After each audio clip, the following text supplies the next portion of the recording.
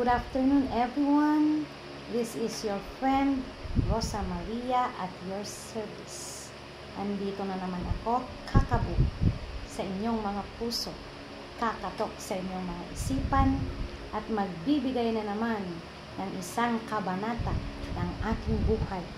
Kabanata or emotions na nararamdaman ko kung ako ay nai-stress at nakakaramdam ng anxiety sa aking trabaho, because teaching is not an easy work.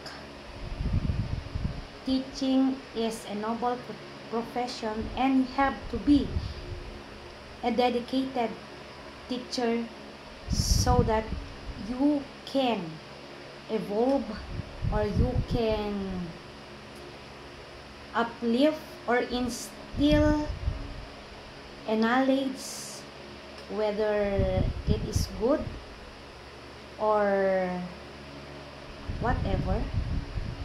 Basta ikaw ay isang professional sa lahat ng bagay.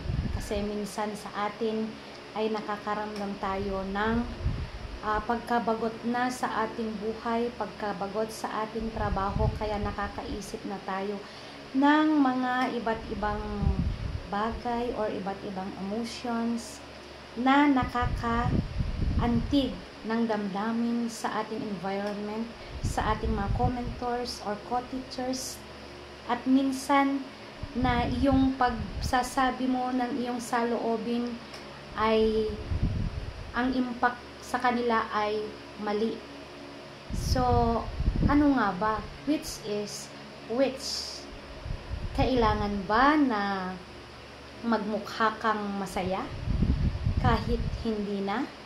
Kailangan ba na ikaw ay maging isang perfect kahit ikaw naman ay isang prangka?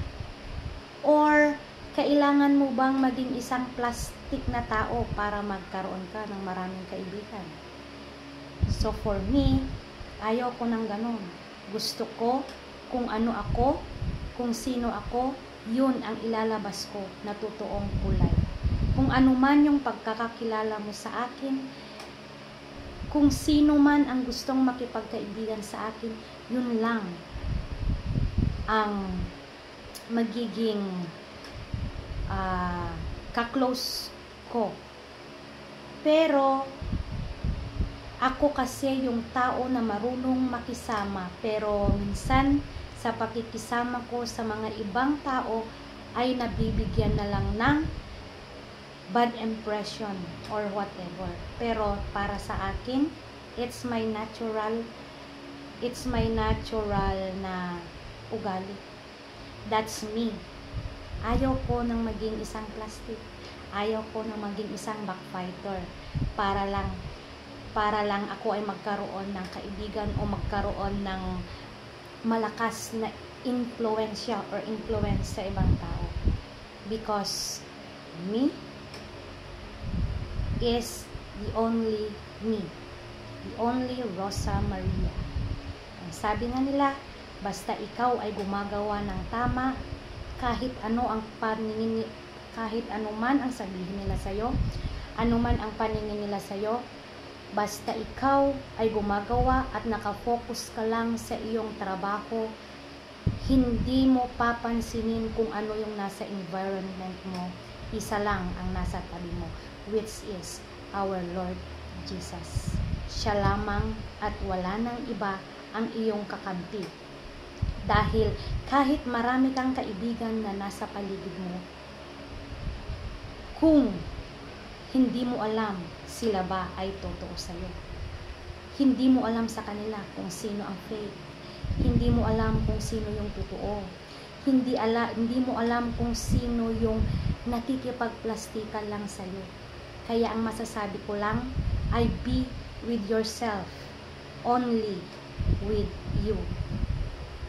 At sa trabaho naman, nakaka-stress minsan. Nakaka-stress, and there's a time na magkakaroon ka talaga ng depression sa environment, lalong-lalo na sa mga nasa paligid mo. na mga toxic. Hindi naman toxic na nakakabigay ng bad to your health or bad to your body, but toxic na nagbibigay ng emotional damage.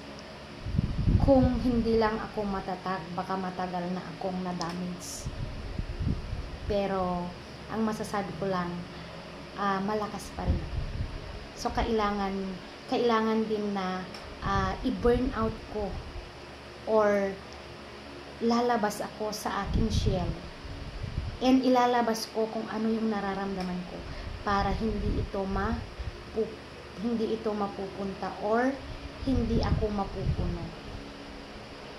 Dahil sabi nga nila, ilabas mo lang kung ano yung nasa loob mo. Dahil ikaw at ikaw lang ang makakasolve kung ano man yung problema mo. Be with a people who has a good intention or good influence to you. Malay mo, yung sinasabi mo na hindi mo pala kaibigan ay siya pala ang siyang totoo sa'yo. Dahil ngayon, uso na ngayon ang sipsip. Uso na ngayon ang backfighter.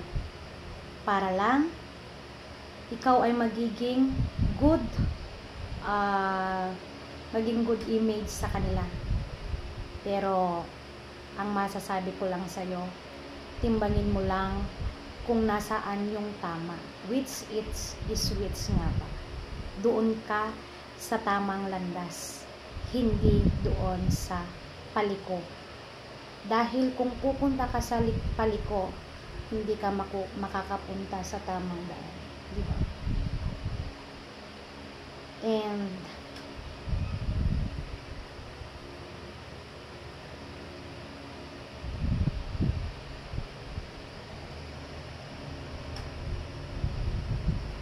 meron pang isa, mas maganda na ikaw ay inaapi kaysa ikaw yung nang-aapi sa kapwa mo tao. Dahil balang araw, ang taong inaapi ang siya rin magiging daan para sila ay mamulat sa katotohanan. Huwag kang padalos-dalos. Dahil kung ikaw ay minamaliit nila ngayon, ipunin mo lang lahat yun. Lahat ng pamamaliit nila. Kapag sinabi nila ikaw ay nasa mababa lang, ikaw ay isang poor na katulad ko. Because I am not rich. I'm just a poor. A poor person. But always strive. Pero nag-i-strive ako sa magandang paraan, hindi sa maling paraan. Dahil kahit nakikita kanila na nasa mataas na tuktok or may corona ka sa image ng ibang tao, pero sa likod naman pala yun ay isang madilim na pagkatao, isang maling gawain ang nasa loob nito. So, beware my friends. Kung sino ang inaapi, yun ang mag-grow. And hopefully, the Lord is always with me. Always. God bless everyone.